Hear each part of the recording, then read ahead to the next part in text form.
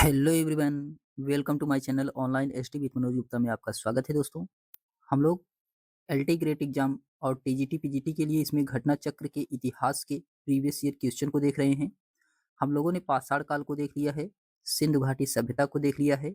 आज हम लोग चैप्टर नंबर 3 को देखने वाले हैं दोस्तों, वैदिक सभ्यता। तो वैदिक सभ्यता को हम लोग कंप्लीट देखेंगे एक ही वीडियो में। अगर आपको ये वीडियो पसंद आए तो चैनल को लाइक शेयर सब्सक्राइब अवश्य करिएगा दोस्तों।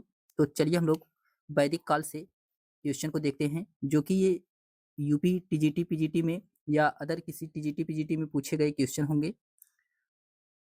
तो चलिए हम लोग देखते हैं। पहला क्वेश्चन इसमें दिया गया है कि निम्नलिखित में से कौन सा वैदिक लेख पहली बार पुनर्जन्म के सिद्धांत का प्रणालीगत व्याख्या देता है।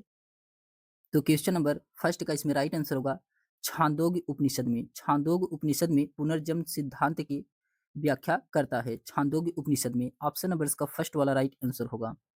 इसके एक्सप्लेनेशन दिया गया है, सर्वप्रथम छांदोग्य उपनिषद में पुनर्जन्म के सिद्धांत का प्रणालीगत व्याख्या की गई है।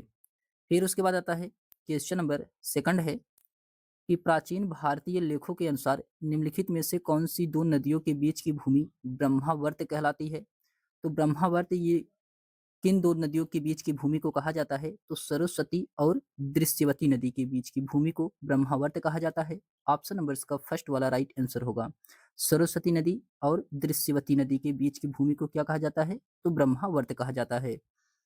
फिर उसके बाद आता है, इसके एक्सप्लेनेशन दिया गया है कि वैदिक काल तथा परवर्ती काल में ब्रह्मावर्त पंजाब का वह भाग था जो सरस्वती और दृश्यवती नदियों के मध्य स्थित था।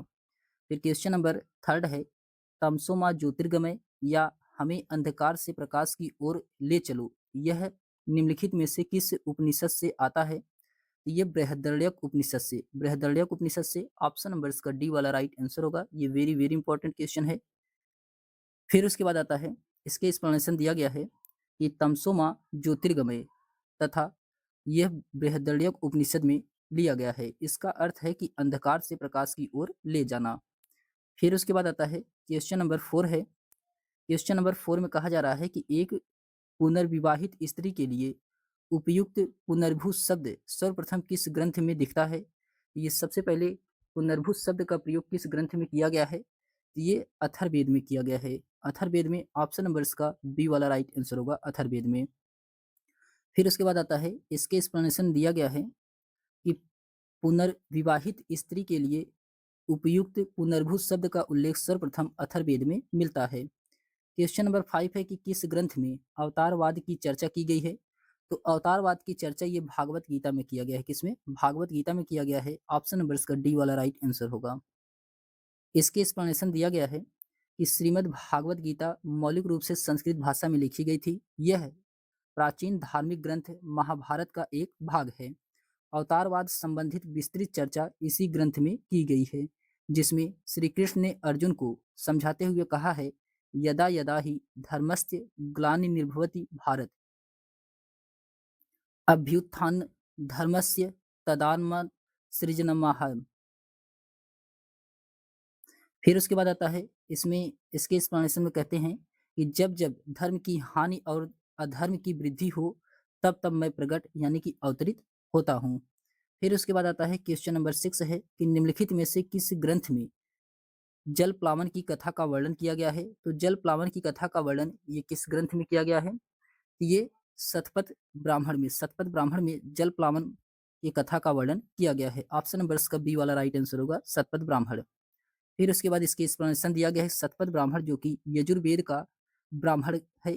प्राचीन इतिहास के साधन के रूप में वैदिक साहित्य में ऋग्वेद के बाद शतपथ ब्राह्मण का स्थान है। तो ऋग्वेद के बाद किसका स्थान है? शतपथ ब्राह्मण का। इसके रचयिता महर्षि याज्ञवल्क्य माने जाते हैं। इस ब्राह्मण को जलप्लावन कथा का भी वर्णन प्राप्त होता है। फिर उसके बाद आता है क्वेश्चन नंबर 7 है कि प्राचीन भारतीय जिस विवाह में कन्या के पिता को गोमुथन देने की शर्त होती है उसे कहा जाता है। तो गोमुथन देने की जो शर्त होती है कन्या के विवाह में, उसे क्या कहा जाता है? उसे आर्स कहा जाता है। आर्स। ऑप्शन नंबर इसका फर्स्ट वाला राइट आंसर होगा, आर्स कहा जाता है।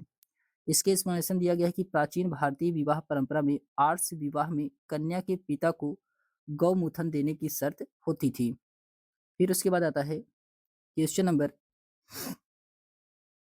अच्छा इसके एक्सप्लेनेशन दिया गया है कि विवाह जो कि ये दो प्रकार के होते हैं, प्रशस्त और अप्रशस्त। प्रशस्त के अंतर्गत ब्रह्म विवाह आता है, दैव विवाह आता है, आर्ष विवाह आता है, प्रजापत्य विवाह आता है। ये प्रशस्त के अंतर्गत आता है। और अप्रशस्त के अंतर्गत आता है असुर विवाह, गंधर्व विवाह, राक्षस विवाह और पैचास विवाह। ये अप्रशस्त के अंतर्गत आता है। तो विवाह टोटल 8 प्रकार के होते हैं। इसके एक्सप्लेनेशन दिया गया है कि जबकि ब्रह्म विवाह में लड़की का पिता वेद, यज्ञ एवं शीलवान वर खोज कर कुछ उपहार के साथ अपनी लड़की का विवाह कर देता था। दैव विवाह जो पुरोहित दोषरहित यज्ञ संपादित कर देता था, उसी से कन्या का पिता अपनी पुत्री का विवाह कर देता था। प्रजापत्य विवाह लगभग ब्रह्म विवाह जैसा ही था। प्रजापत्य विवाह में पिता यह कहते हुए कन्यादान करता था कि जाओ दोनों मिल करके धार्मिक कृत्यों का निर्वहन करो। फिर उसके बाद आता है क्वेश्चन नंबर 8 है कि सूची फर्स्ट को सूची सेकंड से सुमेलित कराना है क्वेश्चन नंबर 8 में। तो इसमें दिया गया है ऋग्वेद।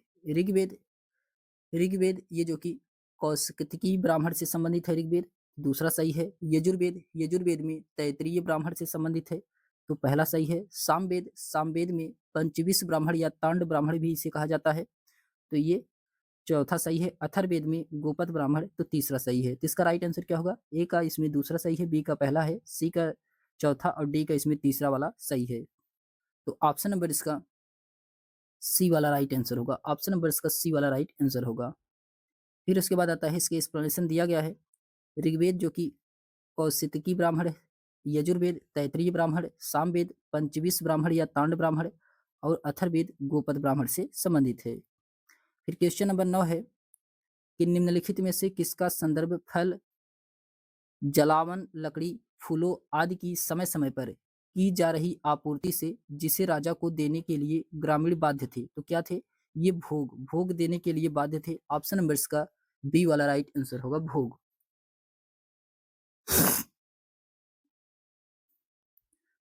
इसके एक्सप्लेनेशन दिया गया है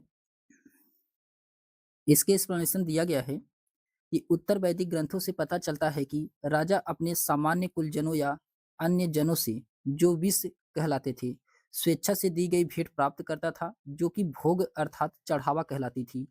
परंतु राजा ने भेंट यानी कि भोग प्राप्त करने की प्रथा को अपना अधिकार बना लिया। फिर उसके बाद आता है क्वेश्चन नंबर 10 है कि वैदिकोत्तर समाज में बारे में निम्नलिखित में से कौन सा कथन सत्य नहीं है? तो वैदिकोत्तर समाज के बारे में आपको बताना है इसमें से कौन सा कथन सत्य नहीं है। तो यज्ञों में श्रोता के बतौर एक पत्नी ही स्वतंत्र रूप से भाग ले सकती थी, ये जो कि गलत है। ये क्या है? गलत है। ऑप्शन नंबर इसका बी वाला राइट आंसर होगा, यही इसमें क्या है? सही नहीं है। फिर उसके बाद आता है इसके एक्सप्लेनेशन दिया गया है कि उत्तर वैदिक काल में स्त्रियों की दशा अच्छी थी। तो उत्तर वैदिक काल में स्त्रियों की दशा कैसी थी? अच्छी थी। बहुविवाह तथा विधवा विवाह प्रचलित था। यज्ञ के समय स्त्रियों को श्रोता के रूप में एक साथ कई पत्नियों को स्वतंत्र रूप से भाग लेने का अधिकार था। मैत्राणी संहिता में मनु की 10 पत्नियों का उल्लेख किया गया है, जो कि यज्ञ के श्रोता के रूप में भाग ले सकती थी। फिर उसके बाद आता है क्वेश्चन नंबर 11 है कि निम्नलिखित में से कौन सा ग्रंथ है पुरुष मेघ यज्ञ के समय बलि पीड़ितों की सूची, शिल्प और व्यवसायों की एक लंबी तालिका प्रस्तुत करता है? ये वाजंस्नेही संहिता। वाजंस्नेही संहिता ऑप्शन नंबर इसका ए वाला राइट आंसर होगा, वाजंस्नेही संहिता। इसके एक्सप्लेनेशन दिया गया है यजुर्वेद के दो भाग हैं, कृष्ण यजुर्वेद और शुक्ल यजुर्वेद। शुक्ल यजुर्वेद की संहिताओं को वाजंस्नेही संहिता भी कहा जाता है। इसमें पुरुष मेध यज्ञ के समय बलि पीड़ितों की सूची दी जाती है, जिसमें शिल्प एवं व्यवसायों का उल्लेख दिया गया है। फिर उसके बाद आता है क्वेश्चन नंबर 12 है कि किस सम्मेलन को निरसिता कहा जाता था, जिसका अर्थ एक ऐसा संकल्प है जो तोड़ा नहीं जा सकता था? उसे क्या कहा जाता था? उसे सभा कहा जाता था, सभा। ऑप्शन नंबर इसका डी वाला राइट आंसर होगा, जो कि वर्तमान में ये राज्यसभा के समान ही होता था, सभा। फिर उसके बाद आता है इसके एक्सप्लेनेशन दिया गया है सभा, समिति, विदत एवं गण वैदिक काल की प्रशासनिक संस्थाएं थी।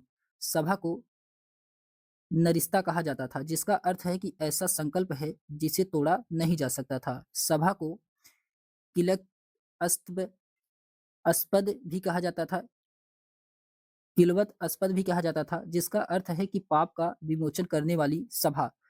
कुलीन वर्गों की संस्था होती थी। तो सभा ये किसकी होती थी? ये कुलीन वर्ग की सभा होती थी तथा यहाँ से कुछ न्यायिक कार्य भी किए जाते थे। समिति साधारण लोगों की संस्था भी। इसके अध्यक्ष को ईशान कहा जाता था। महत्वपूर्ण कार्य का राज्य का चुनाव करना था। विदत को विशिष्ट संस्था के रूप में माना गया है, जिसमें वृद्धों एवं विद्वानों की सहभागिता होती थी। गढ़ के समय कुछ स्पष्ट नहीं है। गढ़ के विषय में कुछ स्पष्ट नहीं है। क्वेश्चन नंबर 13 है कि निम्नलिखित में से वैदिक साहित्य में कौन सम्मिलित नहीं है? तो वैदिक साहित्य में कौन सम्मिलित नहीं है? स्मृतियां ये वैदिक साहित्य में सम्मिलित नहीं है। ऑप्शन नंबर इसका बी वाला राइट आंसर होगा। इसके एक्सप्लेनेशन दिया गया है कि वैदिक साहित्य को श्रुति भी कहा जाता था। श्रुति का शाब्दिक अर्थ है सुनना, सुना हुआ। संहिताएं, आरण्यक, उपनिषद तथा ब्राह्मण ग्रंथ ये वैदिक साहित्य में शामिल है, जबकि स्मृतियों की रचना सूत्र काल में हुई है। क्वेश्चन नंबर 14 है कि निम्नलिखित में से कौन वेदांग का हिस्सा नहीं है? तो वेदांग का हिस्सा इसमें आगम, ये वेदांग का हिस्सा नहीं है। ऑप्शन नंबर इसका डी वाला राइट आंसर होगा। वेदांग 6 प्रकार के होते हैं, जिसमें शिक्षा, कल्प, ज्योतिष, छंद, निरुक्त और व्याकरण इसमें शामिल होते हैं। फिर उसके बाद आता है, इसके एक्सप्लेनेशन दिया गया है। आगम जो कि वेदांग का हिस्सा नहीं है, जैन धर्म से संबंधित है। आगम वेदांगों की संख्या 6 बताई गई है, जिसमें शिक्षा, कल्प, ज्योतिष, छंद, निरुक्त और व्याकरण इसमें क्या है? शामिल होते हैं। क्वेश्चन नंबर 15 है कि ऋग्वैदिक काल में कोई नियमित भूमिकर नहीं था, क्योंकि राजा को भूमि का मालिक नहीं समझा जाता था। राजा को भूमि का मालिक नहीं समझा जाता था। ऑप्शन नंबर इसका सी वाला राइट आंसर होगा। इसके एक्सप्लेनेशन दिया गया है कि ऋग्वैदिक काल में कोई नियमित भूमि कर नहीं था, क्योंकि राजा को भूमि का मालिक नहीं समझा जाता था। ऋग्वैदिक समाज में जनजाति और सामंतवादी समाज था, समतावादी समाज था। भूमि की संपत्ति के संचयन का आधार पर सामाजिक विभाजन मौजूद नहीं था। फिर उस फिर उसके बाद आता है क्वेश्चन नंबर 16 है कि सूची फर्स्ट को सूची सेकंड से सुमेलित कराना है। क्वेश्चन नंबर 16 में सूची फर्स्ट को सूची सेकंड से सुमेलित कराना है। इसमें दिया गया है ऋग्वेद। ऋग्वेद ये ऐत्रेय ब्राह्मण से संबंधित है। ऋग्वेद तीसरा सही है। सामवेद ये पंचविश ब्राह्मण से संबंधित है, तो चौथा सही है। यजुर्वेद ये जो कि शतपथ ब्राह्मण से संबंधित है, यजुर्वेद दूसरा सही है। अथर्ववेद गोपद ब्राह्मण से संबंधित है, तो पहला सही है। तो इसका राइट आंसर होगा ए का इसमें तीसरा सही है, बी का चौथा है, सी का दूसरा और डी का इसमें पहला वाला सही है। तो ऑप्शन नंबर इसका सी वाला राइट आंसर होगा। ऑप्शन नंबर इसका सी वाला राइट आंसर होगा। इसके एक्सप्लेनेशन दिया गया है। ऋग्वेद जो कि ऐत्रेय ब्राह्मण से, सामवेद पंचविध ब्राह्मण से, यजुर्वेद शतपथ ब्राह्मण से, अथर्ववेद गोपद ब्राह्मण से संबंधित है। क्वेश्चन नंबर 17 है कि ऋग्वेद के किस नदी को अम्बी तमे, नदी तमे और देवी तमे कहा गया है? ये सरस्वती नदी को, सरस्वती नदी को अम्बी तमे, नदी तमे और देवी तमे कहा गया है। ऑप्शन नंबर इसका डी वाला राइट आंसर होगा। इसके एक्सप्लेनेशन दिया गया है कि ऋग्वेद में सर्वाधिक पवित्र एवं सम्मानित नदी सरस्वती है। ऋग्वेद में सरस्वती को माते तमा, देवी तमा और नदी तमा कहा गया है, जिसका अर्थ है सबसे अच्छी माँ, सबसे अच्छी देवी और सबसे अच्छी नदी। क्वेश्चन नंबर 18 है कि निम्नलिखित में से किसे निरुक्त का प्रणेता कहा गया है? तो निरुक्त का प्रणेता ये यास्क को कहा गया है। यास्क को कहा गया है। ऑप्शन नंबर इसका बी वाला राइट आंसर होगा। इसके एक्सप्लेनेशन दिया गया है कि यजुर्वेद, ऋग्वेद, सामवेद और अथर्ववेद जो कि वैदिक काल में रचे गए 4 प्रमुख ग्रंथ हैं। इन वेदों के 6 अंग बताए गए हैं: शिक्षा, कल्प, निरुक्त, व्याकरण, छंद, ज्योतिष। निरुक्त के प्रणेता कौन थे? यास्क माने जाते हैं। निरुक्त के प्रणेता कौन है? यास्क हैं। फिर उसके बाद क्वेश्चन नंबर 19 है कि सर्वप्रथम किसने सुझाव दिया था कि संस्कृत, लैटिन तथा ग्रीक एक ही भाषा परिवार से संबंधित हैं? ये किसके द्वारा सुझाव दिया गया था? तो ये दिया गया था सर विलियम जोन्स के द्वारा। सर विलियम जोन्स के द्वारा दिया गया था। तो इसका राइट आंसर होगा, इसका राइट आंसर होगा ऑप्शन नंबर इसका डी वाला राइट आंसर होगा। सर विलियम जोन्स के द्वारा दिया गया था। इसके एक्सप्लेनेशन दिया गया है कि सर्वप्रथम सर विलियम जोन्स ने 1786 ईस्वी में अपने एक व्याख्यान में सुझाव दिया कि संस्कृत, लैटिन तथा ग्रीक एक ही भाषा परिवार के सामान्य रखती हैं। फिर उसके बाद आता है क्वेश्चन नंबर 20 है, नारायण के साथ विष्णु के तादात्म्य का प्राचीनतम उल्लेख प्राप्त होता है। ये तैत्तिरीय आरण्यक से प्राप्त होता है। ऑप्शन नंबर इसका ए वाला राइट आंसर होगा। इसके एक्सप्लेनेशन दिया गया है, तैत्तिरीय आरण्यक यजुर्वेद से संबंधित है, आरण्यक है तथा मैत्रेय आरण्यक को तैत्तिरीय और काठक शाखाओं का एक प्रतिनिधित्व ब्राह्मण है, जिसे तैत्तिरीय आरण्यक कहा गया है। सायणाचार्य के अनुसार तैत्तिरीय आरण्यक के रूप में प्रख्यात कृष्ण यजुर्वेद आरण्यक के दृष्टा से ऋषिकंठ हैं। ऋषिकंठ है तैत्तिरीयोपनिषद या तैत्तिरायण में 10 प्रपाठक इसमें से, जिससे नारायणी कठ नारायण के साथ विष्णु तादात्म्य का प्राचीनतम उल्लेख प्राप्त होता है। फिर उसके बाद आता है क्वेश्चन नंबर 21 है कि उत्तर वैदिक काल में पालागल से तात्पर्य क्या है? तो पालागल से तात्पर्य होता है संदेशवाहक। पालागल क्या होता है? संदेशवाहक होता है। ऑप्शन नंबर इसका बी वाला राइट आंसर होगा। इसके एक्सप्लेनेशन दिया गया है कि उत्तर वैदिक काल में रत्नियों की सूची में सबसे अंतिम नाम पालागल का होता है, क्योंकि उसका नाम सतपथ ब्राह्मण में आया है, जो उत्तर वैदिक काल के अंत की रचना की है। पालागल एक स्थान से दूसरे स्थान तक संदेश ले जाने वाले दूत या संदेशवाहक का कार्य करता था। फिर क्वेश्चन नंबर 22 है, सप्तपदी का सही अर्थ क्या है? तो सप्तपदी का सही अर्थ है कि 7 प्रतिज्ञा या वचन निभाने वाला। सप्तपदी 7 प्रतिज्ञा या वचन निभाने वाला। ऑप्शन नंबर इसका बी वाला राइट आंसर होगा। इसके एक्सप्लेनेशन दिया गया है, सप्तपदी हिंदू विवाह से संबंधित तथ्य है। इसमें वर उत्तर दिशा में कन्या को 7 मंत्रों के द्वारा सप्त मंडलिकाओं में 7 पदों तक साथ ले जा सकता है। जिस विवाह में सप्तपदी होती है वह वैदिक विवाह कहलाता है। सप्तपदी के बाद कन्या को वर के वाम अंग में बैठाया जाता है वाम अंग में। फिर उसके बाद आता है क्वेश्चन नंबर 23 है कि सर्वप्रथम किस ग्रंथ में हिरण्यकार शब्द मिलता है? तो ये यजुर्वेद में। हिरण्यकार शब्द ये कहाँ मिलता है? तो यजुर्वेद में मिलता है। ऑप्शन नंबर इसका सी वाला राइट आंसर होगा। फिर उसके बाद आता है, इसके एक्सप्लेनेशन दिया गया है कि सर्वप्रथम यजुर्वेद में हिरण्यकार शब्द मिलता है। आर्यों का प्रारंभिक जीवन अस्थायी नहीं था, इसी कारण कर बहुत ज्यादा महत्व नहीं था। लोग स्वेच्छा से राजा को बलि या कर देते थे, लेकिन उत्तर वैदिक काल में इसका जीवन अस्थायी होने लगा और कर को नियमित किया गया। भाग या भोग हिरण्यकार जैसे शब्द मिलते हैं। भागदुक कर संग्रह करने वाला अधिकारी होता था। तो भागदुक क्या होता था? ये कर संग्रह करने वाला अधिकारी होता था। क्वेश्चन नंबर 24 है कि प्राचीन भारत में जो विधवा पुनर्विवाह कर लेती थी उसे कहा जाता था पुनर्भू। पुनर्भू कहा जाता था। ऑप्शन नंबर इसका सी वाला राइट आंसर होगा।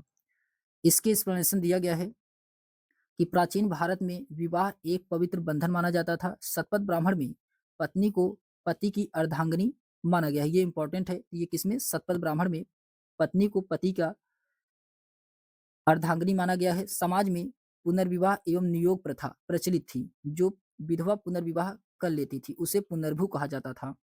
फिर उसके बाद आता है क्वेश्चन नंबर 25 है कि निम्नलिखित में से जिस वेद की रचना गद्य पद्य दोनों में की गई थी उसका नाम क्या है? उसका नाम यजुर्वेद है। यजुर्वेद को गद्य और पद्य दोनों में रचना की गई है।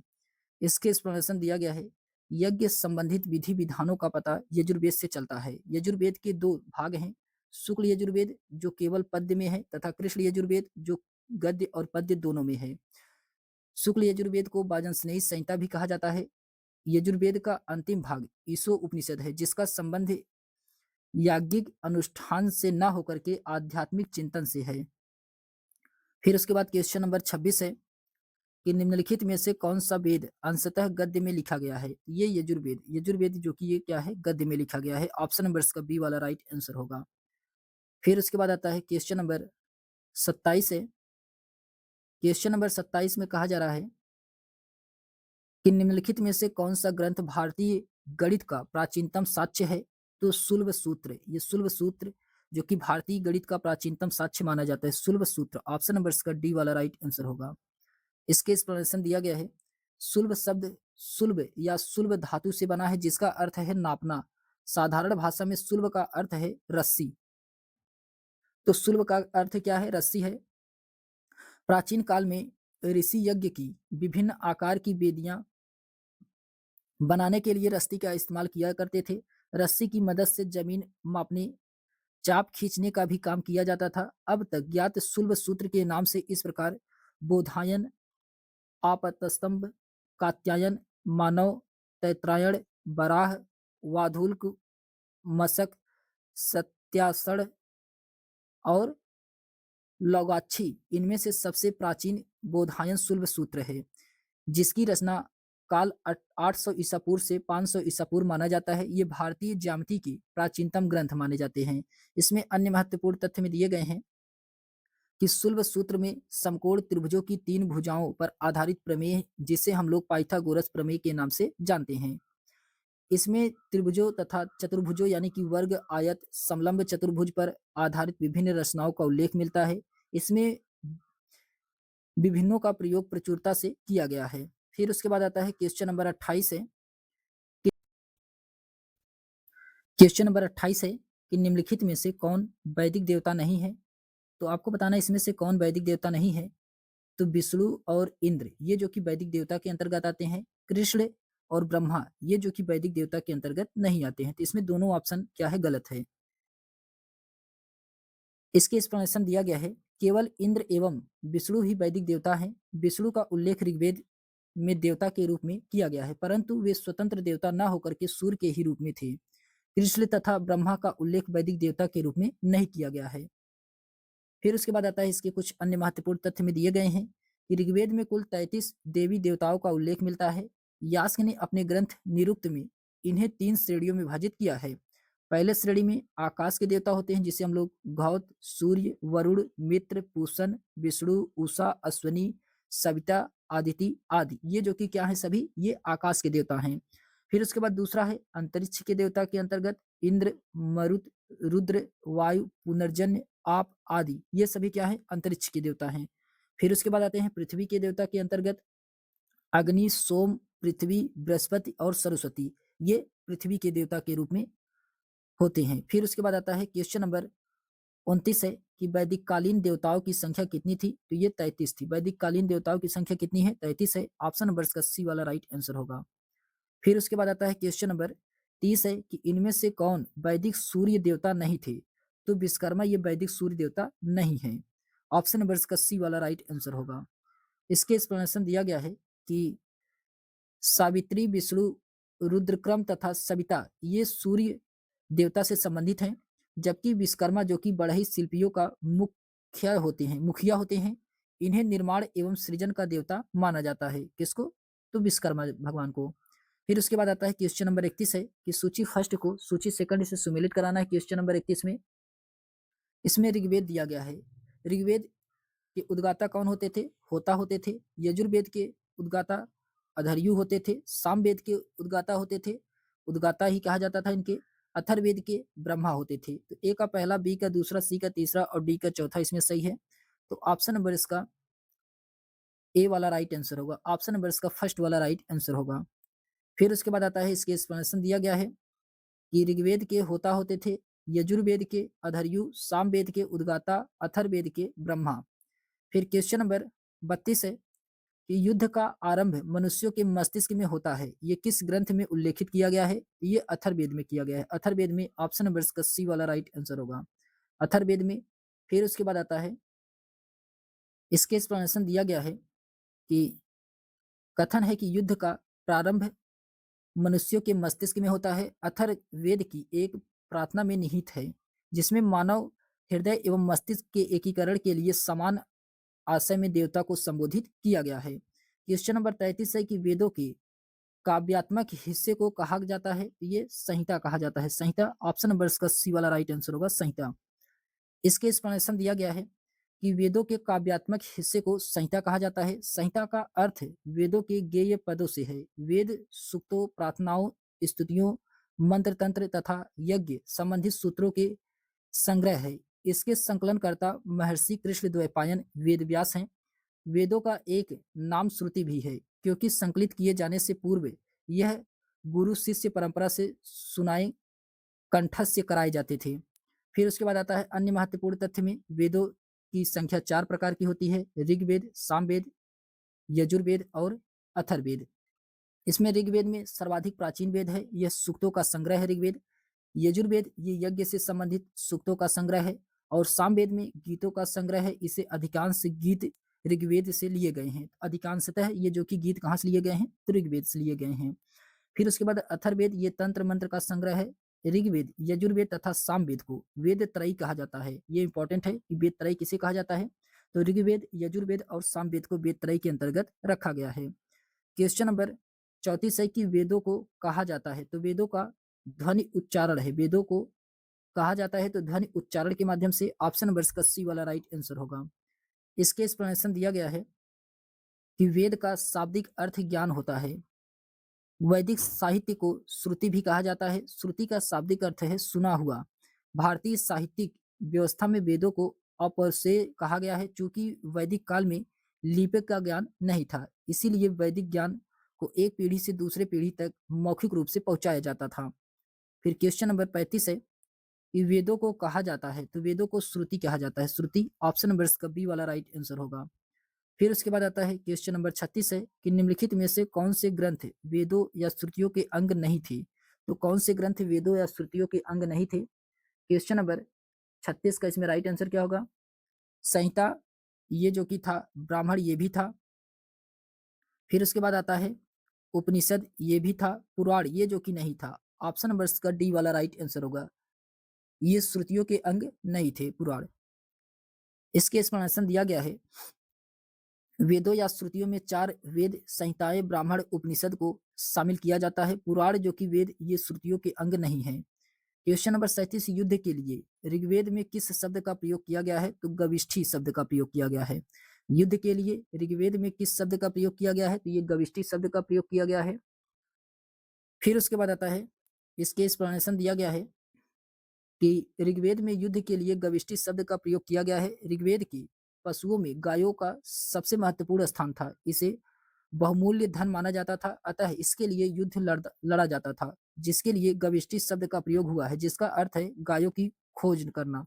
इसमें अन्य महत्वपूर्ण तथ्य में दिए गए हैं कि वैदिक काल में गाय को अघन्या यानी कि न मारने योग्य कहा गया है। वैदिक काल में गाय के आधार पर दूरी का निर्धारण गवयुति से किया गया है। वैदिक काल में गाय के आधार पर समय का निर्धारण यानी कि सगवन से किया जाता था।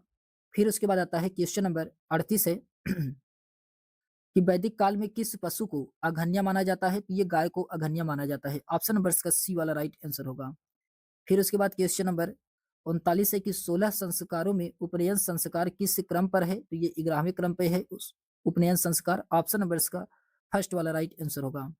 इसके एक्सप्लेनेशन दिया गया है कि उपनयन संस्कार 11वें क्रम पे आता है। सर्वप्रथम गृहसूत्र में संस्कारों की पूरी पद्धति का वर्णन मिलता है। इसमें कुल 16 संस्कारों का विधान किया गया है।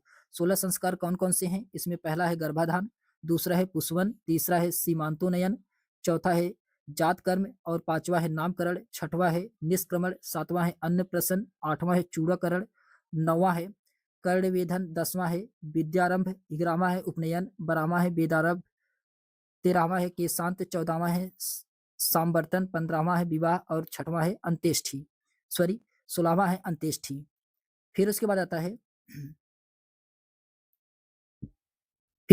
है क्वेश्चन नंबर 40 है कि कौन शिक्षा से संबंधित नहीं है। सीमांतोपनयन ये जो कि शिक्षा से संबंधित नहीं है। ऑप्शन नंबर इसका डी वाला राइट आंसर होगा। इसके एक्सप्लेनेशन दिया गया है गर्भाधान के चौथे से 8वें मास तक सीमांतो उपनयन संस्कार संपन्न होता है। इस संस्कार के संपादित होने के दिन स्त्री व्रत रहती है, पुरुष मात्र पूजा करता था तथा प्रजापति देवताओं को आहुतियां दी जाती थी। स्त्री अपने केस में सुगंधित तेल डाल करके यज्ञ मंडली में प्रवेश करती थी, जहां वेद मंत्रों के उच्चारण के बीच उसका पति उसके बालों को ऊपर उठाता था। बाद में गर्भिणी स्त्री के शरीर पर एक लाल चिन्ह बनाए जाने लगा, जिसे भूत प्रेतादि भयभीत होकर उससे दूर रहें। इस संस्कार के बाद स्त्री को सुख तथा सांत्वना प्रदान की जाती थी। इसमें अन्य महत्वपूर्ण तथ्य में दिए गए हैं कि प्राचीन हिंदू संस्कारों में उपनयन का सबसे अधिक महत्व था, जिसके माध्यम से बालक संपूर्ण ज्ञान प्राप्त करने का अधिकारी बन जाता था। फिर उसके बाद आता है, इसमें दिया गया है कि गुरुकुल में शिक्षा समाप्त कर लेने के पश्चात विद्यार्थी जब अपने घर लौटता था तब समावर्तन संस्कार संपन्न होता था। इसका शाब्दिक अर्थ है कि गुरु के आश्रम से स्वगृह को वापस लौटना। ब्रह्मचर्य का अर्थ है कि ब्रह्म के मार्ग पर चलना। यह विद्या अध्ययन का काल है, जिसका प्रारंभ उपनयन संस्कार से होता है। फिर उसके बाद क्वेश्चन नंबर 41 है, वैदिक युग में कौन सी सामाजिक कुप्रथा प्रचलित नहीं थी? तो क्वेश्चन नंबर 41 का इसमें राइट आंसर क्या होगा? सती प्रथा था, पर्दा प्रथा था, बाल विवाह ये जैसे कुप्रचलित प्रथाएं नहीं थी। सती प्रथा, पर्दा प्रथा और बाल विवाह ये जैसे कुप्रथाएं प्रचलित नहीं थी। तो इसमें तीनों ऑप्शन सही है। तो इसका राइट आंसर होगा, इसमें दिया गया है इसके एक्सप्लेनेशन में, वैदिक युग में सती प्रथा, पर्दा प्रथा एवं बाल विवाह जैसे सामाजिक कुप्रथाएं प्रचलित नहीं थी। वैदिक युग में बहुपत्नी प्रथा का कुछ स्थानों पर उल्लेख मिलता है। फिर उसके बाद आता है क्वेश्चन नंबर 42 है कि ऋग्वैदिक काल में निम्नलिखित में से कौन सी प्रथा प्रचलित नहीं थी? तो कौन सी प्रथा प्रचलित नहीं थी? तो बाल विवाह, बाल विवाह ये जो कि प्रचलित नहीं था, बाल विवाह। ऑप्शन नंबर इसका डी वाला राइट आंसर होगा, बाल विवाह। इसके एक्सप्लेनेशन दिया गया है, ऋग्वैदिक समाज में विवाह एक पवित्र बंधन माना जाता था। शतपथ ब्राह्मण में पत्नी को पति के अर्धांगिनी कहा गया है। परिवार में एक पत्नीत्व विवाह ही सामान्यतः प्रचलित थे। यद्यपि कुलीन वर्ग के कुछ लोगों कई पत्नियां रखते थे। ऋग्वैदिक काल में बाल विवाह की प्रथा प्रचलित नहीं थी।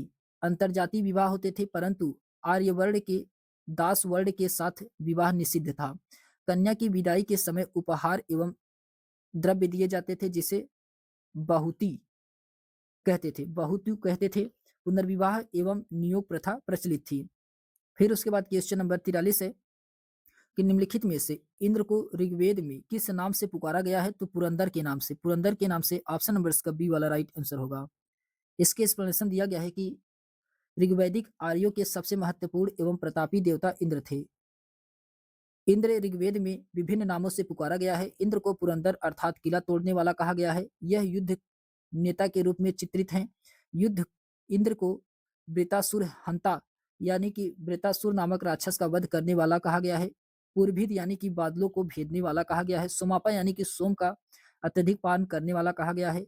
सतकृति यानी कि 100 शक्तियों का स्वामी कहा गया है। माधवान यानी कि दानी आदि नामों से जाना जाता है इंद्र को।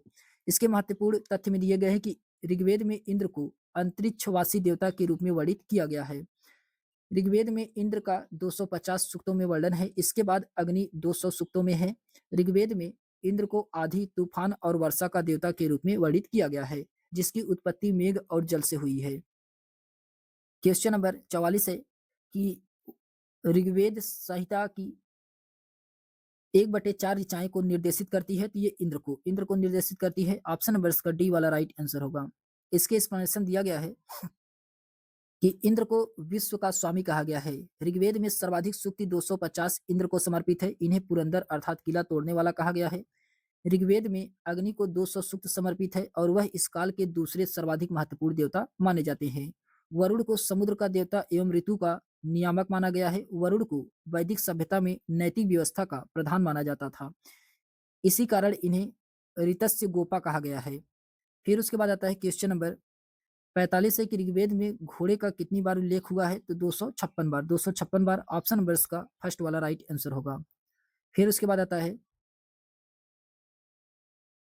इसके एक्सप्लेनेशन दिया गया है, पुरातात्विक संदर्भों में यह उल्लेख मिलता है कि ऋग्वेद में घोड़े का उल्लेख 200 से अधिक बार किया गया है। क्वेश्चन नंबर 46 है कि अद्वैत काल की अनुभूति किस काल में हुई थी? तो ये उत्तर वैदिक काल में। उत्तर वैदिक काल में ऑप्शन नंबर इसका बी वाला राइट आंसर होगा। इसके एक्सप्लेनेशन दिया गया है कि अद्वैत काल या द्वैतवाद की अनुभूति उत्तर वैदिक काल की अंतिम अवस्था में हुई थी। वैदिक काल के अंतिम दौर में पुरोहितों के प्रभुत्व तथा याच्छिक कर्मकांडों के विरुद्ध उपनिषदीय प्रतिक्रिया हुई है, जिसका चरम विकास जैन एवं बौद्ध आंदोलनों में दिखाई पड़ता है। उपनिषदीय विचारकों ने याज्ञीय अनुष्ठानों को ऐसे कमजोर नौका बताया है जिसके द्वार इस जीवन रूपी भवसागर को पार नहीं किया जा सकता। उन्हें मोक्ष की प्राप्ति हेतु ज्ञान मार्ग का प्रतिपादन किया गया है। यह ज्ञान मार्ग ब्रह्मा और आत्मा के बीच अद्वैत का अनुभव कराना है। अन्य महत्वपूर्ण तथ्य में तैत्तिरीय उपनिषद के भाष्य में लिखा गया है कि उपनिषद जो कि विद्या वह विद्या है जिसके ज्ञान से जन्म जरा मरण का क्लेश दूर हो जाता है। मांडुकोपनिषद में सत्यमेव जयते का उल्लेख किया गया है। तो मांडुकोपनिषद में क्या किया गया है? सत्यमेव जयते का उल्लेख किया गया है। ब्रह्मा की सर्वप्रथम जानकारी बृहदारण्यक उपनिषद में मिलता है। फिर उसके बाद आता है क्वेश्चन नंबर 47 है कि भारतीय संस्कृति की आधारशिला क्या है?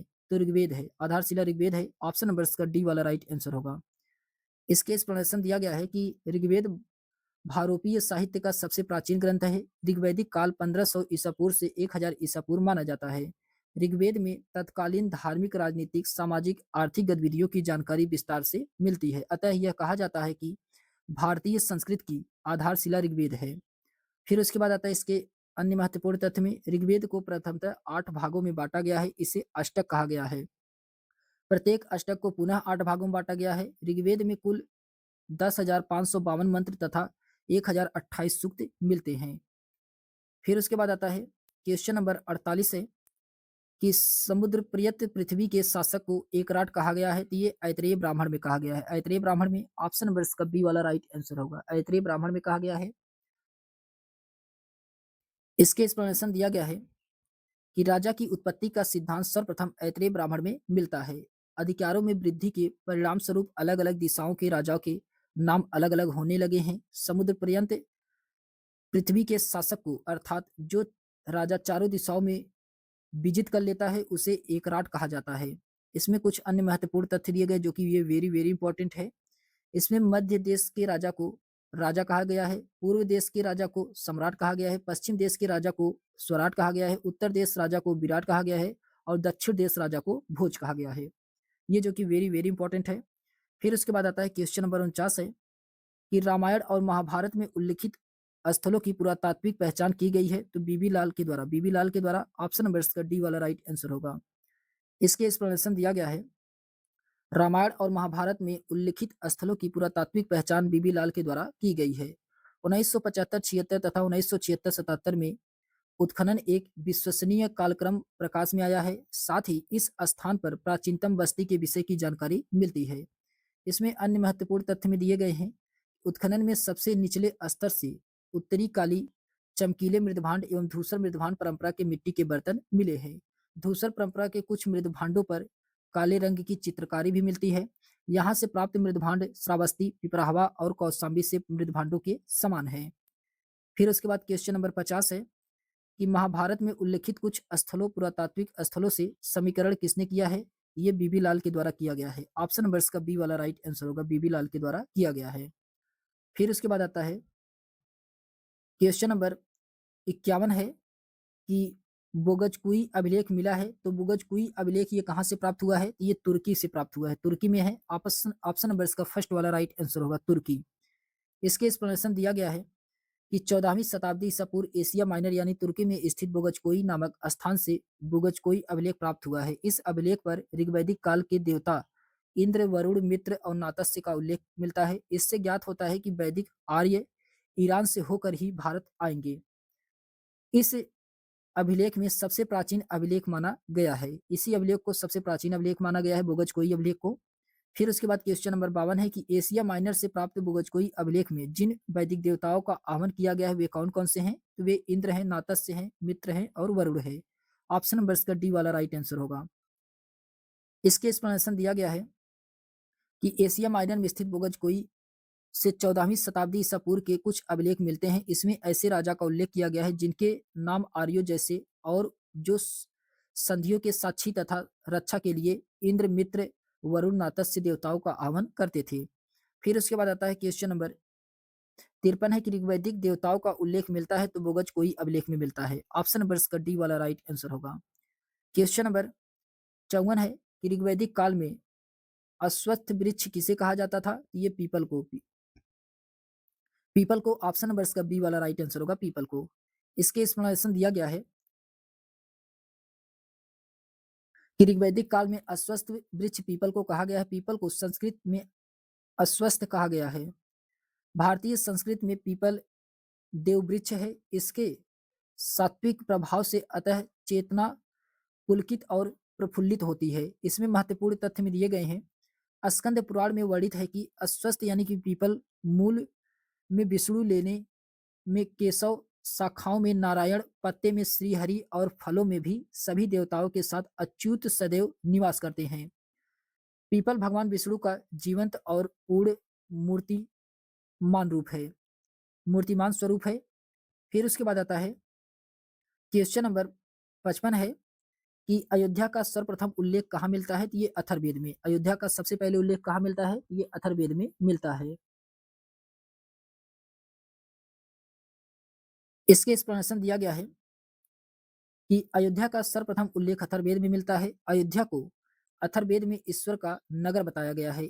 इसकी संपन्नता की तुलना स्वर्ग से की गई है। प्रोफेसर ब्रजवासी लाल के अनुसार अयोध्या शब्द का उल्लेख अथर्ववेद के अलावा तैत्तिरीय आरण्यक में भी मिलता है। उनका कहना है कि इसके विस्तृत अध्ययन इसकी सीमाकरण मनुष्य के शरीर से किया जा सकता है। फिर उसके बाद आता है अन्य महत्वपूर्ण तथ्य में अथर्ववेद में कुल 20 भाग हैं। इसमें कुल 5,987 मंत्र हैं और 730 सूक्त हैं। अथर्ववेद के मंत्रों में जो पुरोहित यज्ञ संपादित करता था उसे ब्रह्मा कहा जाता था। फिर उसके बाद क्वेश्चन नंबर 56 है कि किस उत्तर वैदिक कालीन विचारक ने वेदों की महिमा का खंडन किया है? ये कौस्त ऑप्शन नंबर इसका बी वाला राइट आंसर होगा। कौतस उत्तर वैदिक कालीन विचारक में कौतस्य ने वैदिक की महिमा का खंडन किया है। इसके अतिरिक्त चार्वाक ने वेदों की कटु आलोचना की है। चार्वाक के अनुसार वेद अप्रामाणिक ग्रंथ है, अतः वेदों में वर्णित धर्म का विचार भी भ्रांति मूलक है। चार्वाक के अनुसार धर्म मानव के कर्मों का लक्ष्य नहीं है। क्या धर्म है, क्या अधर्म है, इसका पूर्ण उल्लेख वेद में मिलता है। ब्राह्मणों ने वेदों की रचना की है। उन्होंने अपने जीवन निर्वहन के लिए धर्म और अधर्म, पाप पुण्य का भेद उपस्थित करके लोगों को ठगना चाहा है। फिर इसके अन्य महत्वपूर्ण तथ्य में दिए गए हैं कि पूरण कश्यप महाक्रियावादी था। इसका मत था कि कर्म का कोई महत्व नहीं होता है। मखलीपुत्र गोसाल ने आजीवक संप्रदाय की स्थापना की है। यह घोर अक्रियावादी तथा नियतिवादी था। अजीत केस काम्बलिन महान भौतिकवादी था। इसका चिंतन लोकायत या चारवाक परंपरा की दृष्टि से पुष्टि करता है। फिर उसके बाद क्वेश्चन नंबर 57 है कि ऋग्वेद के 9वें मंडल के सभी सूक्त निम्नलिखित में से एक ही देवता परक हैं। तो किस देवता परक हैं? क्वेश्चन नंबर 57 का इसमें राइट आंसर होगा सोम देवता। सोम देवता इसका राइट आंसर होगा। तो ऑप्शन नंबर इसका सी वाला राइट आंसर होगा, सोम देवता। इसके एक्सप्लेनेशन दिया गया है कि ऋग्वेद में 9वें मंडल के सभी सूक्त सोम से संबंधित है। सोम आर्यों को प्रिय पेय था। सोम क्या था? आर्यों का प्रिय पेय था, जिसे बाद में देवता की संज्ञा दे दी गई है और यह आर्यों के आनंद और प्रफुल्लता का देवता बन गया। ऋग्वेद में इसकी उत्पत्ति सूर्य और विद्युत से मानी जाती है। सोम वनस्पतियों पर अधिपति माना गया है। इसमें महत्वपूर्ण तथ्य में दिए गए हैं कि ऋग्वेद में कुल 10 मंडल है। 2 से 7वें मंडल सबसे प्राचीन माने गए हैं। इसमें दूसरा मंडल गृहस्थमद के द्वारा संबंधित है और तीसरा मंडल विश्वामित्र से संबंधित है। चौथा मंडल वामदेव से, पांचवा मंडल अत्रि से, छठवां मंडल भरद्वाज से, सातवां मंडल वशिष्ठ से। फिर उसके बाद आता है 8वां मंडल कंडव ऋषि कुल से संबंधित है। 9वां मंडल सोम देवता से संबंधित है। प्रथम और 10वां मंडल जो कि विभिन्न ऋषियों के सूक्तों का संकलन है। क्वेश्चन नंबर 58 है कि ऋग्वेद का 9वां मंडल जिस देवता को समर्पित है, ये सोम देवता को। ऑप्शन नंबर इसका बी वाला राइट आंसर होगा। क्वेश्चन नंबर 59 है कि ऋग्वेद के तृतीय मंडल की रचना किसने की थी? तो विश्वामित्र के द्वारा किया गया था तृतीय मंडल की रचना। ऑप्शन नंबर इसका सी वाला राइट आंसर होगा। क्वेश्चन नंबर 60 है कि ऋग्वेद का नदी सूक्त किस मंडल में है? तो ये 10वें मंडल में है नदी सूक्त। ऑप्शन नंबर इसका डी वाला राइट आंसर होगा। फिर उसके बाद आता है इसके एक्सप्लेनेशन दिया गया है कि ऋग्वेद में कुल 10 मंडल तथा 1028 सूक्त हैं। 1017 सूक्त साकल में तथा 11 सूक्त बालखिल्य में है। ऋग्वेद के 2 से 7 तक के मंडल प्राचीन माने जाते हैं। ऋग्वेद के 10वें मंडल 75 सूक्त की रचना नदियों की स्तुति के लिए किया गया है। 9वें मंत्रों की इस सुंदर सूक्त में गंगा, यमुना, सरस्वती, पंजाब की प्रमुख नदियों, उत्तर पश्चिमी प्रांत सिंधु कुंभा यानी कि काबुल की नदी, स्वात, गोमल आदि 19 नदियों का उल्लेख किया गया है। क्वेश्चन नंबर 61 है कि ऋग्वेद के किस मंडल में गायत्री मंत्र का उल्लेख किया गया है? तो ऋग्वेद के किस मंडल में गायत्री मंत्र का उल्लेख किया गया है? ये तृतीय मंडल में। तृतीय मंडल में ऑप्शन नंबर इसका सी वाला राइट आंसर होगा। इसके एक्सप्लेनेशन दिया गया है कि ऋग्वेद सर्वाधिक प्राचीन वेद है। गायत्री मंत्र ऋग्वेद के उल्लिखित है। इसके रचनाकार विश्वामित्र हैं। यह सूर्य देवता को समर्पित है। यह ऋग्वेद के तृतीय मंडल को वर्णित किया गया है। क्वेश्चन नंबर 62 है कि वैदिक युग की सर्वाधिक प्राचीन संस्था कौन सी थी? तो विदत। विदत ये जो कि वैदिक युग की सर्वाधिक प्राचीन संस्था मानी जाती है। विदत भारोपीय आर्यों का प्राचीनतम जनसभा थी। इस सभा में पुरुषों के साथ महिलाएं भी सक्रिय रूप से भाग लेती थी। यह ऋग्वैदिक कालीन सर्वाधिक महत्वपूर्ण सभा थी क्योंकि इसका उल्लेख ऋग्वेद में 122 बार किया गया है। इसके अन्य महत्वपूर्ण तथ्य में दिया गया है सभा जो कि ऋग्वेद में इसका उल्लेख 8 बार मिलता है। यह विशिष्ट जनों की सभा होती थी। राजा के निर्वाचन एवं पुनर्निर्वाचन में इसमें महत्वपूर्ण भूमिका निभाती थी। समिति जो कि ये ऋग्वेद में इसका उल्लेख 9 बार किया गया है। इसके अनुमान लगाया जाता है कि इसका महत्व सभा से अधिक था। इसीलिए समिति को विश्व अथवा जनसाधारण की आवाज अभिव्यक्ति करने वाली संस्था कहा गया है। इसकी तुलना आधुनिक से लोकसभा से की जाती है। गण ये जो कि ऋग्वेद के समय यह संभव एक जनसभा थी जिसमें कुलीन लोग शामिल होते थे। इसके मुखिया को गणपति कहा जाता था। परिषद में यह एक जनजातीय सैन्य सभा थी। फिर उसके बाद आता है क्वेश्चन नंबर 63 है अधोलिखित में से कौन वैदिक आर्यों की प्राचीनतम संस्था थी? तो वैदिक आर्यों की प्राचीनतम संस्था इसमें से कौन सी थी? तो विदत। विदत ये जो कि वैदिक आर्यों की प्राचीनतम संस्था मानी जाती है। ऑप्शन नंबर इसका सी वाला राइट आंसर होगा विदत। फिर उसके बाद आता है क्वेश्चन नंबर 64 है कि निम्नलिखित में से किस संस्था में स्त्रियों के भाग लेने का उल्लेख प्राप्त होता है? तो क्वेश्चन नंबर 64 का इसमें राइट आंसर होगा विदत को। विदत को ऑप्शन नंबर इसका सी वाला राइट आंसर होगा। फिर उसके बाद आता है क्वेश्चन नंबर 65 है कि उत्तर वैदिक युग में उत्तरी बिहार के आर्यीकरण का श्रेय किसे दिया जाता है? तो इसका राइट आंसर होगा ये दिया जाता है विदेह माधव को। विदेह माधव को ऑप्शन नंबर इसका बी वाला राइट आंसर होगा विदेह माधव को। इसके एक्सप्लेनेशन दिया गया है कि उत्तर वैदिक काल में आर्यों के उत्तरी बिहार के आर्यीकरण का वर्णन सतपथ ब्राह्मण के विदेह माधव की कथा में मिलता है। इसके अनुसार विदेह माधव शैश्वानर अग्नि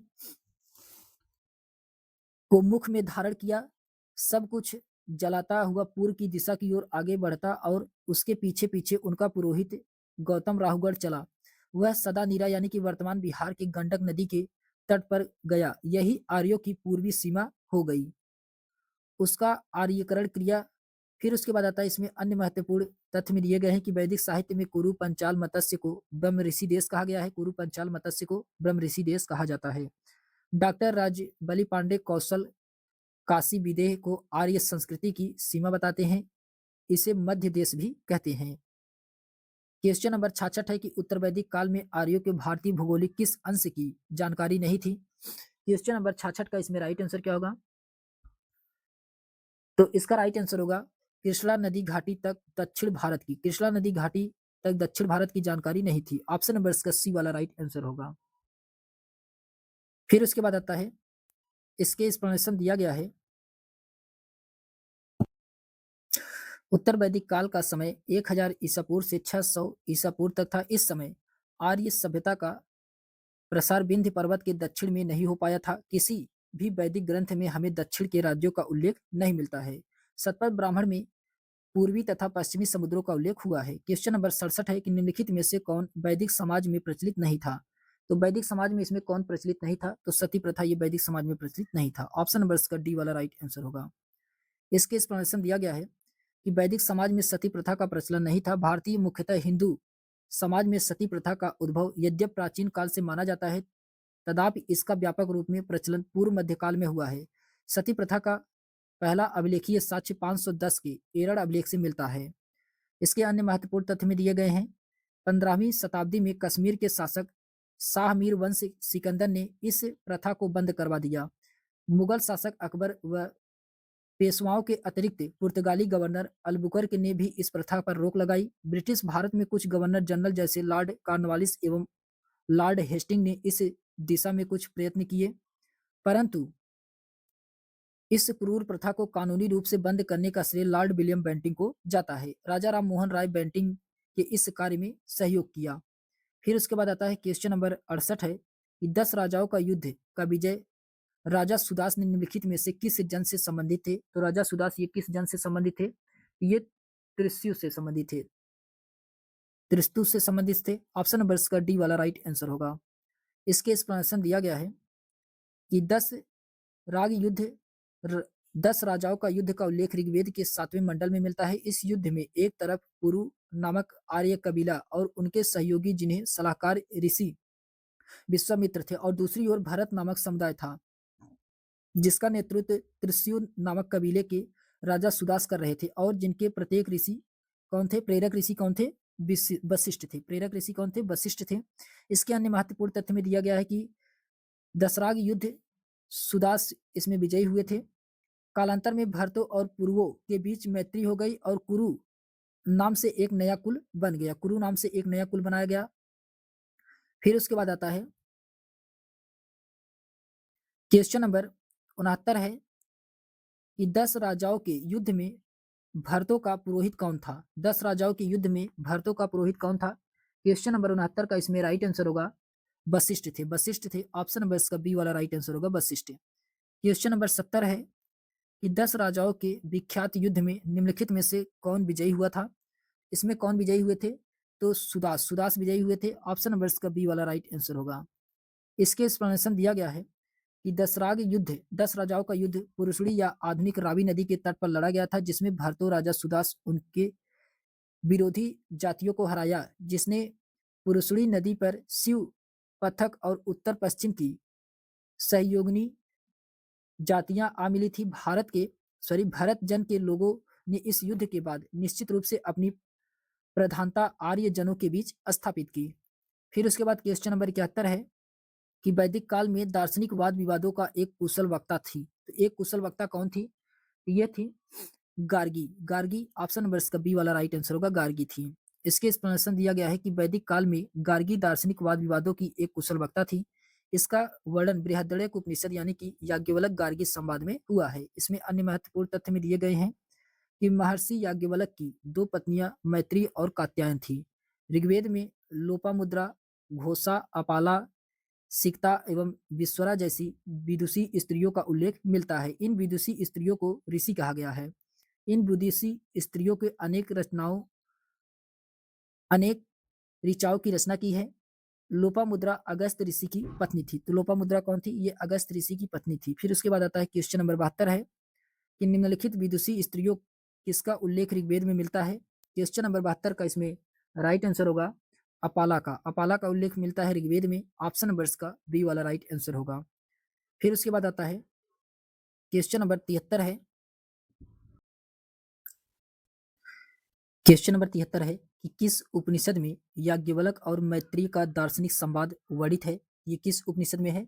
ये बृहदारण्यक उपनिषद में। बृहदारण्यक उपनिषद में। ऑप्शन नंबर इसका फर्स्ट वाला राइट आंसर होगा बृहदारण्यक उपनिषद में। इसके एक्सप्लेनेशन दिया गया है कि बृहदारण्यक उपनिषद के दूसरे, तीसरे एवं चौथे अध्यायों में याज्ञवल्क्य की दार्शनिक महत्व एवं सिद्धांतों का परिचय प्राप्त होता है। उनमें से दूसरे अध्याय में याज्ञवल्क्य अपनी ब्रह्मवादिनी पत्नी मैत्रेयी तत्वज्ञान पर संवाद प्राप्त है। तीसरे अध्याय में विदेह देश के जनक राजा के दरबार में इसके द्वारा अनेकानेक तत्वज्ञानियों से हुए वाद विवादों में जानकारी दी गई है कि चौथे अध्याय में स्वयं राजा जनक से हुए इसके तत्वज्ञान पर संवाद प्राप्त होता है। फिर उसके बाद आता है क्वेश्चन नंबर 74 है कि आध्यात्मिक ज्ञान के विषय में नचिकेता और यम का संवाद किस उपनिषद में प्राप्त होता है? ये किस में प्राप्त होता है? ये कठोर उपनिषद में। कठोर उपनिषद में यम और नचिकेता के संवाद प्राप्त होते हैं कठोर उपनिषद में। ऑप्शन नंबर इसका सी वाला राइट आंसर होगा। इसके एक्सप्लेनेशन दिया गया है कि कठोर उपनिषद में यम और नचिकेता का संवाद उल्लेखित है, जिसमें आचार्य यम ने नचिकेता के उपदेश दिया है न इस आत्मा का भी कभी जन्म होता है और न ही इसकी कभी मृत्यु होती है। यह अजन्मा, नित्य तथा शाश्वत है। कठोपनिषद ये कृष्ण यजुर्वेद उपनिषद का भाग है। फिर उसके बाद आता है क्वेश्चन नंबर 75 है कि नचिकेता आख्यान किस उपनिषद में मिलता है? तो नचिकेता आख्यान ये किस उपनिषद में मिलता है? तो ये कठोर उपनिषद में मिलता है। कठोर उपनिषद में ऑप्शन नंबर इसका बी वाला राइट आंसर होगा। फिर उसके बाद क्वेश्चन नंबर 76 है कि यम तथा नचिकेता की कथा किस ग्रंथ में मिलता है? तो ये कठोर उपनिषद में मिलता है। ऑप्शन नंबर इसका सी वाला राइट आंसर होगा। फिर उसके बाद क्वेश्चन नंबर 77 है कि ऋग्वेद के किस देवता को असुर की उपाधि दी गई है? ये किस देवता को दिया गया है? ये वरुण को दिया गया है। वरुण को, ऑप्शन नंबर इसका बी वाला राइट आंसर होगा, वरुण को। फिर उसके बाद आता है, इसके एक्सप्लेनेशन दिया गया है, ऋग्वैदिक आर्यों का प्रारंभिक जीवन कबायली था, अतः उनके देवता भी प्राकृतिक शक्तियों के प्रतीक थे। यास्क ने अपने ग्रंथ निरुक्त में ऋग्वैदिक देवताओं को मंडली बनाई है, जिसमें 33 बताया गया है। इनकी संख्या कितनी है? 33 है। इन्हें आकाश, अंतरिक्ष एवं पृथ्वी के देवता के रूप में विभाजित किया गया है। फिर उसके बाद आता है कि ऋग्वैदिक देवमंडल का तीसरा प्रमुख देवता वरुण थे, जो कि जल निधि का प्रतिनिधित्व करता था। वरुण को ऋतस्य गोपा ऋतस्य गोपा कहा गया है, अर्थात वह प्राकृतिक घटनाओं का क्रम संयोजक समझा जाता था। उसे ईरानी ग्रंथ में असुर भी कहा गया है। ईरानी ग्रंथ जिंद अवेस्ता, जिसमें अहुर मजदा का वर्णन किया गया है, वे असुरों को ही देवता था। अहुर मजदा किसका था? ये असुरों का देवता माना जाता था। फिर वरुण को ईरानी ग्रंथ जिंद अवेस्ता में अहुर मजदा कहा गया है वरुण को। ऋग्वैदिक आर्यों का सबसे महत्वपूर्ण एवं प्रतापी देवता कौन थे? इंद्र थे। ऋग्वेद का पहला मंत्र ही अग्नि से की स्तुति से प्रारंभ होता है। फिर उसके बाद क्वेश्चन नंबर 78 है कि वैदिक काल में किसको जल देवता माना जाता है? तो जल देवता ये किसको माना जाता है? क्वेश्चन नंबर 78 का इसमें राइट आंसर होगा वरुण को। वरुण को, ऑप्शन नंबर इसका बी वाला राइट आंसर होगा। फिर उसके बाद क्वेश्चन नंबर 79 है कि वैदिक नदी कुंभा का स्थान निर्धारित होना चाहिए। तो कुंभा ये कहाँ पे है? तो कुंभा ये अफगानिस्तान में है। कुंभा अफगानिस्तान में है। ऑप्शन नंबर इसका फर्स्ट वाला राइट आंसर होगा। इसके एक्सप्लेनेशन दिया गया है कि ऋग्वेद में उल्लिखित कुंभा यानी कि काबुल, कुर्मु यानी कि कुर्रम, गोमती, गोमल एवं सुवालू यानी कि स्वात नदियां जो कि अफगानिस्तान में बहती हैं, इन नदियों की उल्लेख स्पष्ट है कि आर्यों का अफगानिस्तान के साथ गहन संबंध था। फिर क्वेश्चन नंबर 80 है कि सतलज नदी का प्राचीनतम नाम क्या है? तो सतलज नदी का प्राचीनतम नाम सतुद्री है। सतुद्री, ऑप्शन नंबर इसका बी वाला राइट आंसर होगा। फिर उसके बाद आता है, इसके एक्सप्लेनेशन दिया गया है कि ऋग्वेद में सप्त सिंधु प्रदेश की 7 नदियों का उल्लेख किया गया है। ये नदियां, इसमें सरस्वती, बिपाशा, पुरुषड़ी, वितस्ता, सिंधु, सतुद्री यानी कि सतलज तथा अस्कनी। सतलज नदी का प्राचीनतम नाम सतुद्री है। फिर उसके बाद आता है क्वेश्चन नंबर 81 है। क्वेश्चन नंबर 81 में कहा जा रहा है कि वैदिक काल में चिनाब नदी को किस नाम से जाना जाता है? तो चिनाब नदी को अस्कनी के नाम से जाना जाता है। अस्कनी के नाम से जाना जाता है। ऑप्शन नंबर इसका डी वाला राइट आंसर होगा। इसके एक्सप्लेनेशन दिया गया है कि वैदिक काल में चिनाब नदी को अस्कनी के नाम से जाना जाता था, जबकि रावी नदी को पुरुषड़ी, सतलज को सतुद्री तथा झेलम को बीतस्ता के नाम से जाना जाता है। क्वेश्चन नंबर 82 है कि निम्नलिखित में से कौन पूर्व वैदिक काल में विनिमय का लोकप्रिय माध्यम था? तो क्वेश्चन नंबर 82 का इसमें राइट आंसर होगा गाय। गाय, ऑप्शन नंबर इसका डी वाला राइट आंसर होगा गाय। इसके एक्सप्लेनेशन दिया गया है कि ऋग्वैदिक आर्यों का प्रारंभिक जीवन अस्थायी था, अतः उनके जीवन में कृषि की अपेक्षा पशुपालन का अधिक महत्व था। पशुओं में गाय की सर्वाधिक महत्व थी। गाय की गणना संपत्ति से की जाती थी। व्यापारिक वस्तुतः वस्तु विनिमय पर आधारित था। गाय वस्तु विनिमय का एक लोकप्रिय माध्यम था। इसके महत्वपूर्ण तथ्य में दिए गए हैं कि विनिमय के माध्यम के रूप में निष्क का उल्लेख किया गया है। बेकनाट यानी कि सूदखोर वे ऋणदाता जो बहुत अधिक ब्याज लेते थे। क्वेश्चन नंबर 83 है कि निष्क निम्नलिखित में से किस काल में विनिमय का एक माध्यम के रूप में प्रयुक्त किया गया है? तो ये वैदिक काल में। वैदिक काल में, ऑप्शन नंबर इसका फर्स्ट वाला राइट आंसर होगा वैदिक काल में। इसके एक्सप्लेनेशन दिया गया है कि ऋग्वैदिक काल में निष्क गले में पहना जाने वाला एक प्रकार का हार था, किंतु निष्क वैदिक काल में विनिमय का एक माध्यम भी था। क्वेश्चन नंबर 84 की वैदिक यज्ञ परंपरा में होता का संबंध किससे था?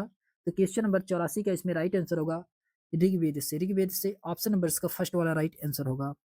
इसके एक्सप्लेनेशन दिया गया है कि ऋग्वेद आर्यों के सबसे प्राचीन ग्रंथ है। ऋग का अर्थ होता है छंदोबद्ध रचना या श्लोक। ऋग्वेद के सूक्त विधि विविध देवताओं को स्तुति करने वाले भाव से भरे गीत हैं। इसमें भक्ति भाव की प्रधानता है। ऋग्वेद के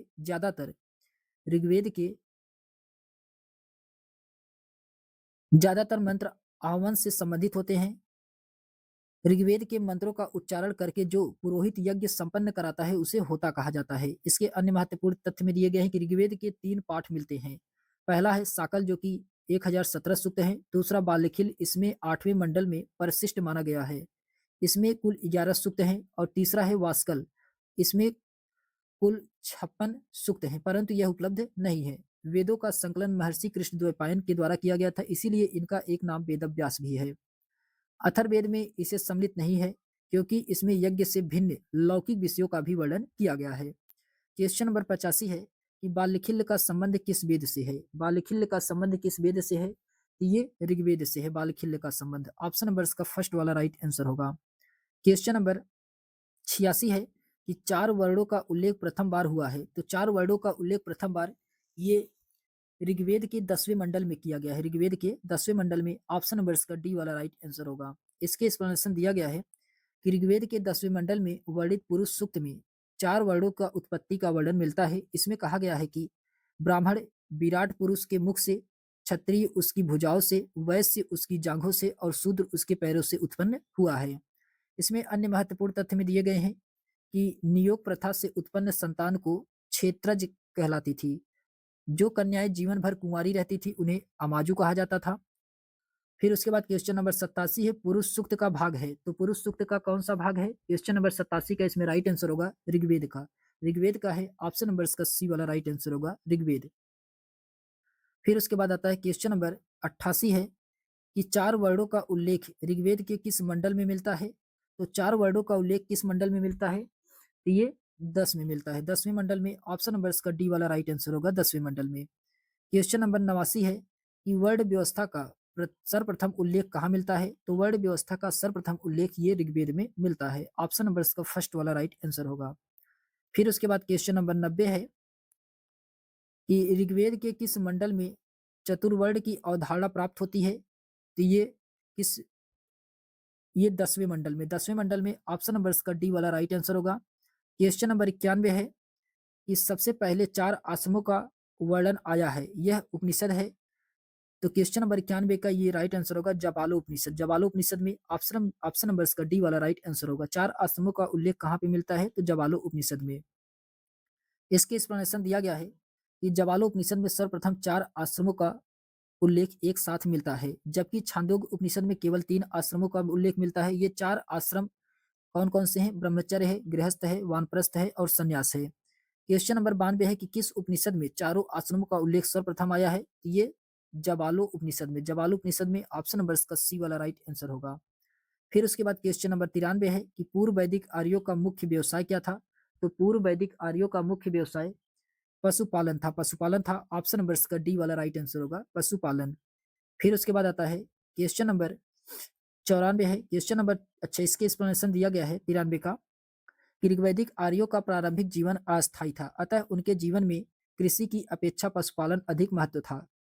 पशुओं में गाय की सर्वाधिक महत्वता थी। गाय की गणना संपत्ति से की जाती थी। ऋग्वेद में 176 बार गाय का उल्लेख किया गया है। क्वेश्चन नंबर 94 है कि निम्नलिखित में से वैदिक धर्म में कौन सम्मिलित नहीं था? तो वैदिक धर्म में कौन सम्मिलित नहीं है? क्वेश्चन नंबर 94 का इसमें राइट आंसर होगा मूर्ति पूजा, ये जो कि इसमें क्या है सम्मिलित नहीं था।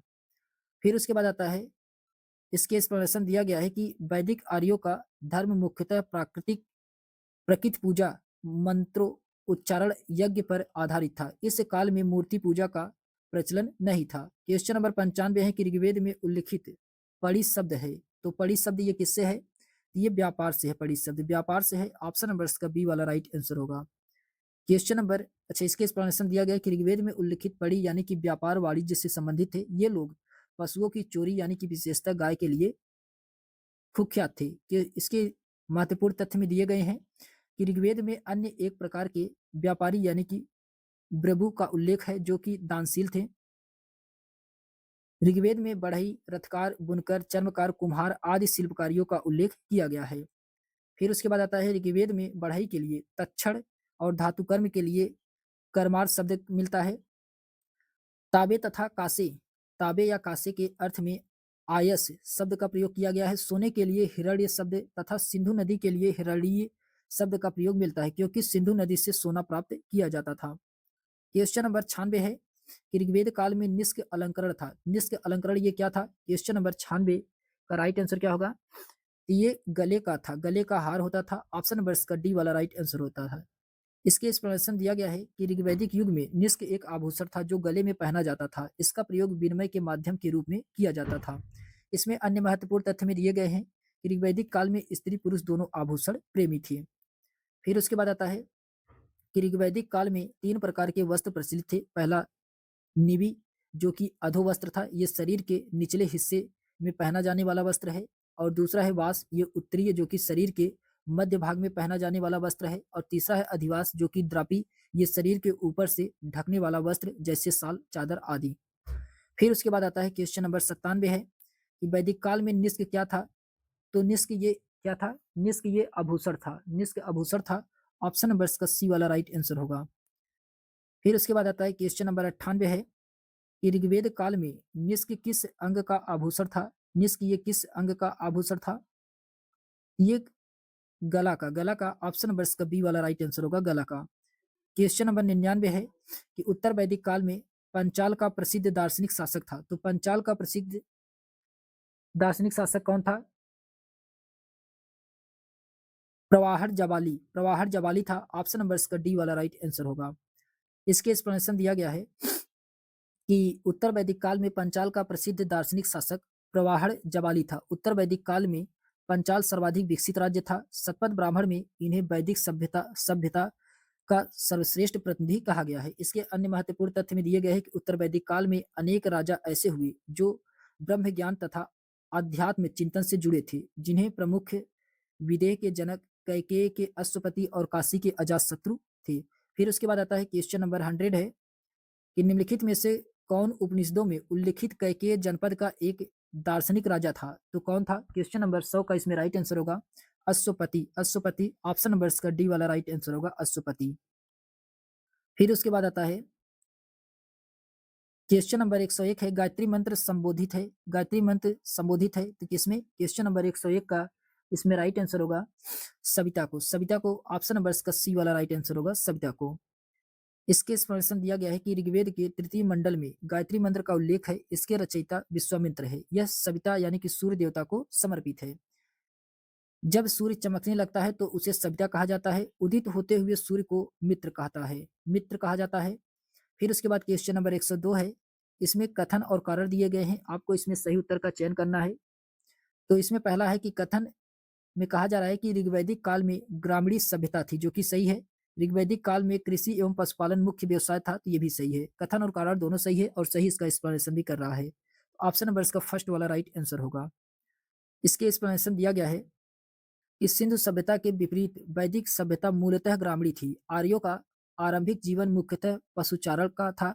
कृषि उनका गौड़ धंधा था। इसके अन्य महत्वपूर्ण तथ्य में दिए गए हैं कि ऋग्वेद में कुल 10,552 श्लोक से केवल 24 ही कृषि का उल्लेख है। फिर उसके बाद आता है कि ऋग्वेद में जुते हुए खेत के क्षेत्र एवं उपजाऊ भूमि को उर्वरा कहते थे। खिल शब्द का प्रयोग प्रति ऊसर आदि भूमियों के लिए किया गया है। हल के लिए लांगल एवं बैल के लिए वृक्ष शब्द का उल्लेख मिलता है। हल से बनी हुई नालियों या कूड़ को सीता कहा जाता था।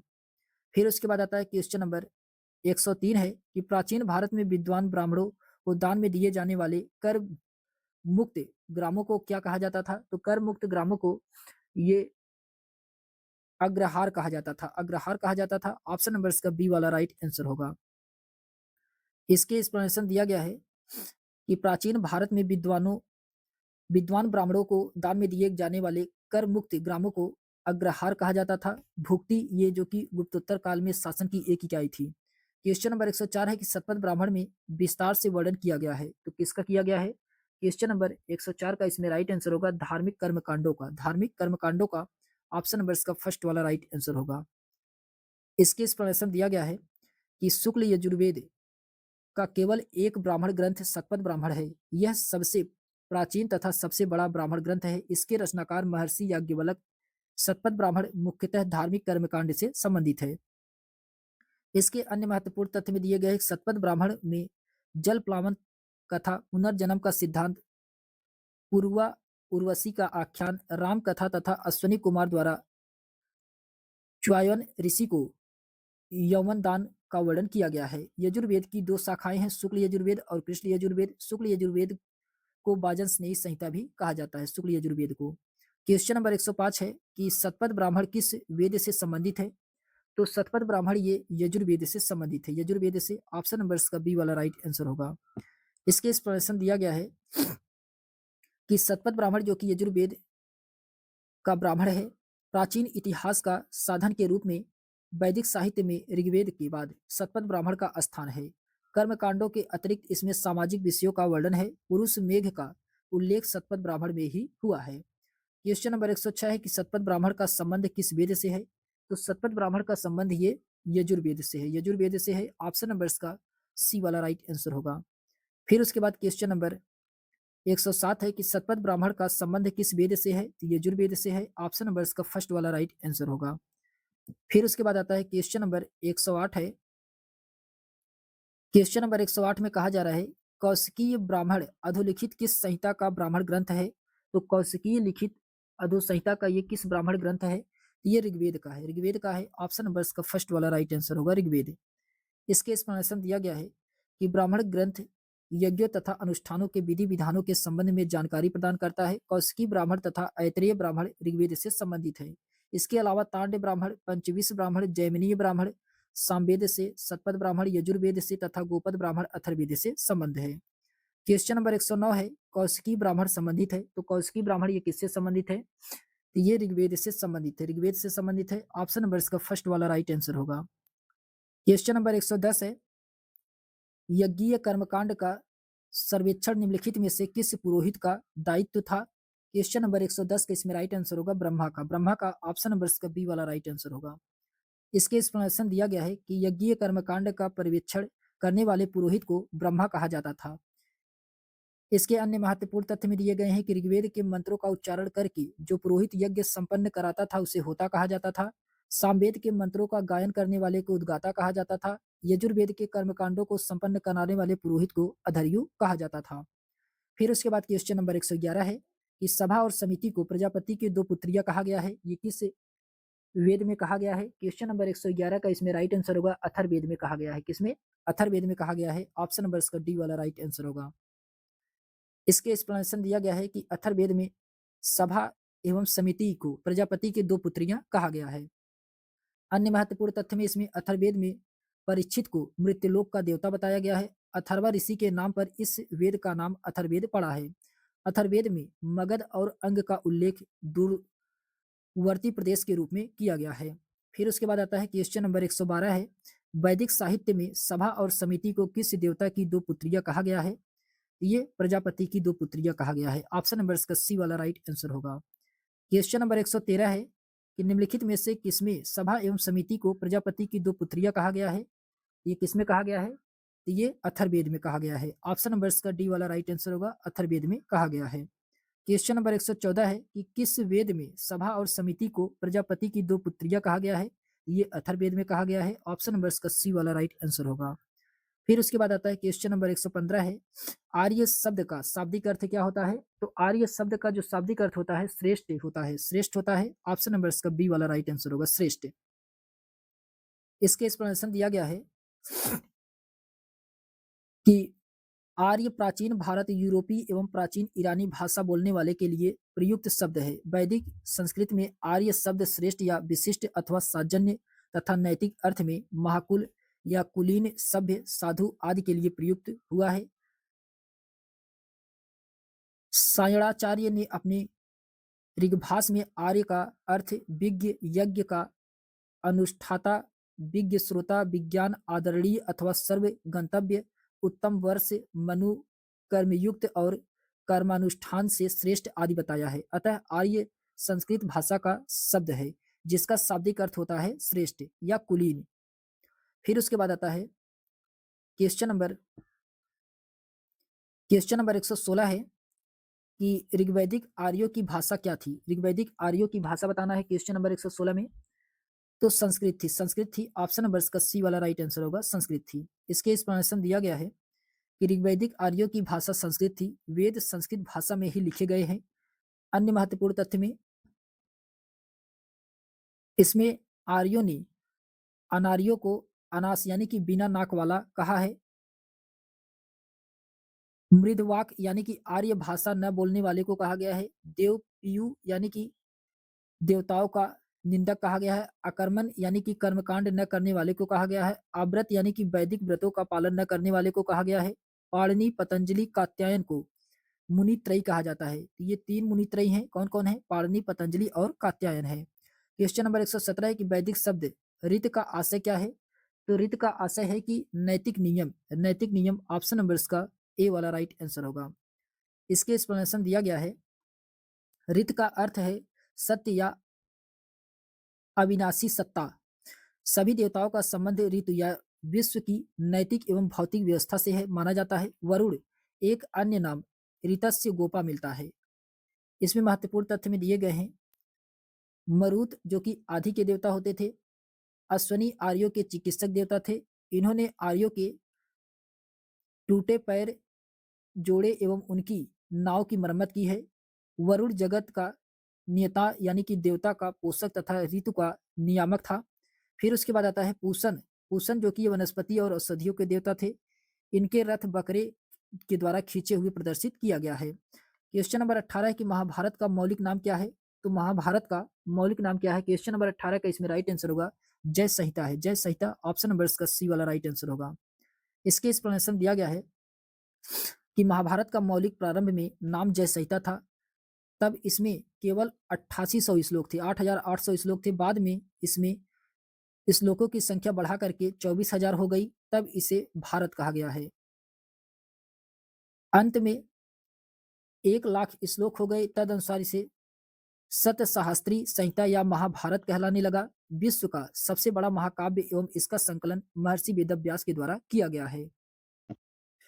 फिर उसके बाद हम लोग दोस्तों इसके आगे नेक्स्ट वीडियो में धार्मिक आंदोलन, तो धार्मिक आंदोलन को हम लोग नेक्स्ट वीडियो में देखेंगे। तो आज के लिए बस इतना ही। अगर आपको ये वीडियो पसंद आए तो चैनल को लाइक शेयर सब्सक्राइब अवश्य करिएगा मेरे दोस्तों।